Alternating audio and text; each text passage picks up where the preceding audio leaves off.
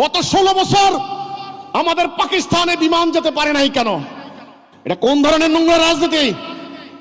পাকিস্তান, আমি রাওয়ালপিন্ডি যাব, আমার মুরব্বীরা গিয়েছেন। আমি করাচি বন্দরে যাব, আমার মুরব্বীরা গিয়েছেন। আপনারা নোংরা রাজনীতি করে 71 এর পক্ষে বিপক্ষে, এই সমস্ত নোংরা রাজনীতিকে আমি বিশ্বাস করি না।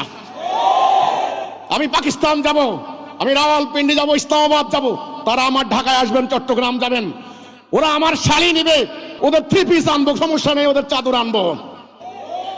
তাহলে আমার কথা হচ্ছে এই দক্ষিণ এশিয়া, আমাদের শিক্ষা, বাণিজ্য, আমাদের অর্থনীতি, আমাদের ভূ রাজনীতি, আমাদের সমুদ্রপথ, আমাদের নদীপথ, আমাদের অনেক কিছু, আমাদের সংস্কৃতি, আমাদের কালচারাল রিলেশন, সমস্ত কিছু আমাদের এটা রিলেটিভ, আমাদের এগুলা খুব সম্পর্কিত, ইরিলেটিভ নয়।